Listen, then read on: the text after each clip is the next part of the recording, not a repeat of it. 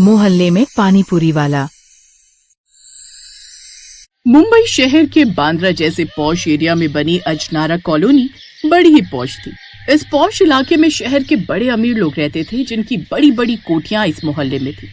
एक रोज मिसेस मलिक और मिसेस देसाई अपनी अपनी बालकनी में खड़े हुए गप्पे लड़ा रही थी। Do you know Mrs Desai, वो जो कॉर्नर वाली कोठी है ना, वो सेल आउट हो गई। Oh really? मेरे हस्बैंड तो कब से उसको खरीदने की फिराक में थे, लेकिन उसके ओनर ने उसकी वैल्यू कुछ ज्यादा ही लगाई थी, जो कि आउट ऑफ बजट था, तो इन्होंने प्लान कैंसिल कर दिया।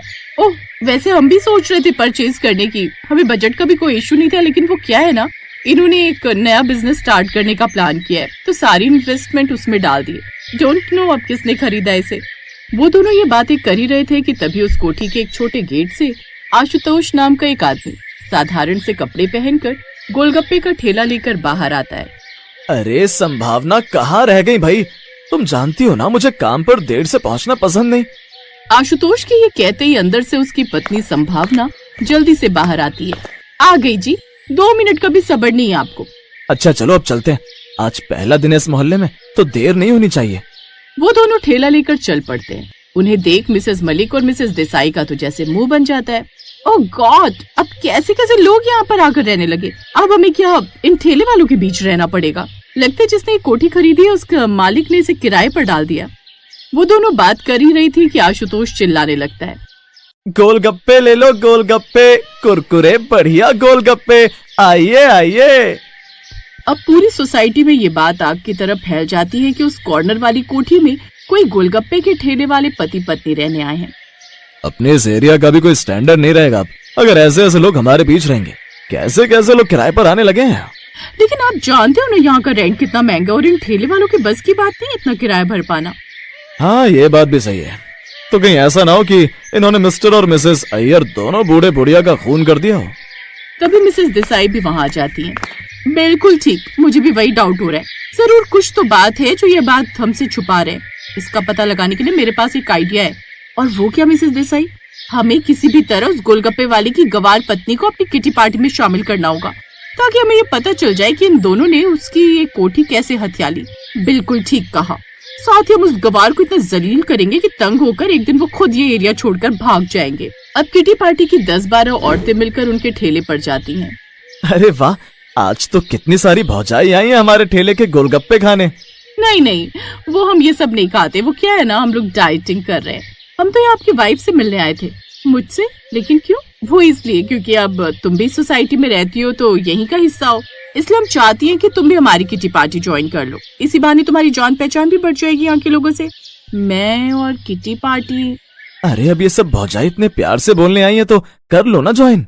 अब अपनी बातों से वो सब संभावना को किटी पार्टी में शामिल होने के लिए मना लेती। संभावना उनकी बात मान लेती है। फिर अगले हफ्ते मिसेस खन्ना के घर पर किटी पार्टी होती है, जहाँ संभावना सादी सी साड़ी पहनकर आती है। Oh welcome to my home Mrs what's your name? Mrs Rawal. My name is Sambhavna Rawal and thank you so much. उसकी इंग्लिश सुनकर सभी औरतें एक दूसरे का मुंह देखने लगती हैं। ये तो इंग्लिश भी जानती है, देखने से तो गाँव की गवार लगती है।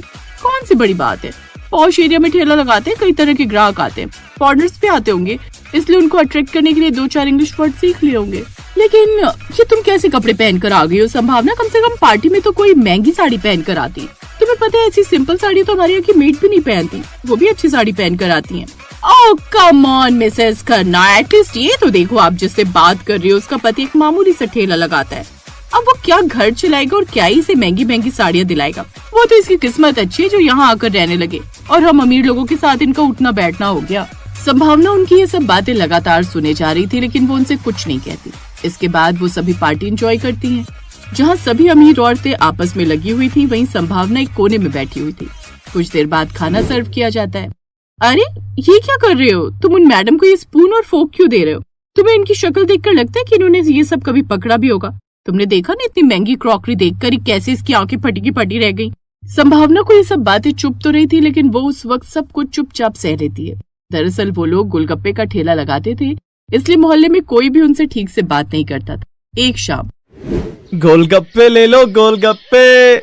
तभी पीछे से एक आदमी गाड़ी का हॉर्न बजाते हुए कहता है, अरे ओ, अपने इस कबाड़ ठेले को हटा जल्दी से यहाँ से। न जाने कैसे कैसे भिखारी लोग आकर बस गए यहाँ पर। आशुतोष अपना ठेला एक तरफ कर लेता है। कुछ दिन बीत जाते हैं। एक रोज, संभावना, अगले हफ्ते की किटी पार्टी तुम्हारे घर पर होगी, तुम इसके लिए तैयार हो ना? I mean, अफोर्ड तो कर लोगी ना? देखो, अगर नहीं कर पाओगी तो अभी से बता दो, क्योंकि इन सब में काफी खर्चा आता है, जैसे सबके लिए स्नैक्स, सॉफ्ट ड्रिंक्स खाना, डेजर्ट्स बनाना। नहीं मिसेस मलिक, आप फिक्र मत कीजिए, सारे अरेंजमेंट्स हो जाएंगे। घर आकर वो ये सब बात अपने पति को बताती है। किट्टी पार्टी अपने यहाँ? तुम देखना, मैं सबको अपने हाथों के गोलगप्पे और चाट बनाकर खिलाऊंगा। देखना सब उसकी कितनी तारीफ करेंगे। लेकिन क्या वो खाएंगी जी? मतलब आज तक वो अपने ठेले पर आए नहीं गोलगप्पे खाने। अब तुम बस देखती जाओ। फिर किटी वाले दिन सभी औरतें पार्टी में जाने के लिए तैयार होती हैं। ना जाने वो गरीब क्या ही खिलाएगी, जब से आए तब से उनसे अपने घर का पेंट तक तो हुआ नहीं।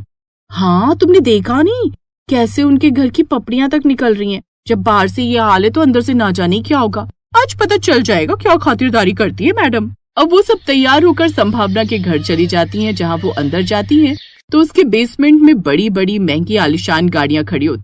फिर वो घर के अंदर जाती हैं तो वहाँ का नजारा देख हैरानी रह जाती है। अंदर से वो घर किसी महल से कम नहीं लग रहा था। महंगा फर्नीचर और महंगा सामान। ये हम कहीं गलत एड्रेस पर तो नहीं आ गए? ये उन्हीं किराएदारों का घर है ना जो गोलगप्पे का ठेला लगाते हैं? तभी संभावना वहाँ आती है। जी, आपने बिल्कुल ठीक पहचाना, लेकिन हम किराएदार नहीं बल्कि इस कोठी के मालिक हैं।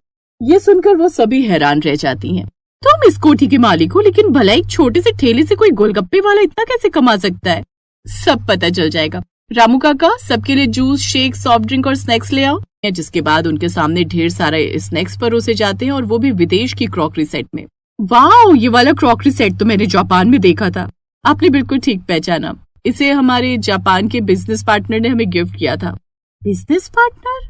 तभी आशुतोष वहाँ सबके लिए गोलगप्पे और चाट लेकर आता है जो उसने अपने हाथों से बनाई थी। अब वो सभी उन गोलगप्पों और चाट को टेस्ट करती हैं तो हैरान रह जाती हैं। वाओ, इसका टेस्ट कितना अमेजिंग है। इसमें तो बिल्कुल फेमस MGTW यानी माईवाल गोलगप्पे टिक्की वाली का टेस्ट है। जी, सही पहचाना आपने। MGTW के ओनर मेरे पति मिस्टर आशुतोष माईवाल हैं। इनकी देश विदेश में कम से कम 20 फ्रेंचाइजी है, जिनसे हमें महीने में लाखों रुपए आते हैं। क्या? तो फिर ये ठेला वो मेरे पति इसलिए लगाते हैं क्योंकि उनका मानना है कि जिस काम की वजह से आज वो इतने सक्सेसफुल है, उस काम को करने में कोई शर्म नहीं। हाँ बहनों, मेरा मानना है कि हर पेशा इज्जत वाला होता है, बस उसे देखने का नजरिया चाहिए। मैंने अमेरिका में MBA किया, जब माँ बीमार पड़ी तो लौट आया, नौकरी छोड़ी, फिर गोलगप्पे के बिजनेस को ब्रांड बना दिया। अब कई देशों में मेरी फ्रेंचाइजी है। अब उन सबको अपने किए पर शर्मिंदगी होती। जिन्हें वो गरीब समझते थे, असल में तो वो उनसे कई गुना ज्यादा अमीर। कोई भी काम छोटा नहीं होता। जुनून, मेहनत और ईमानदारी से किया गया हर काम इंसान को करोड़पति ही नहीं, लोगों का दिल जीतने वाला भी बना सकता है। अगर आपको ये वीडियो पसंद आई है तो कृपया वीडियो को लाइक करें, शेयर करें और चैनल को जरूर सब्सक्राइब करें।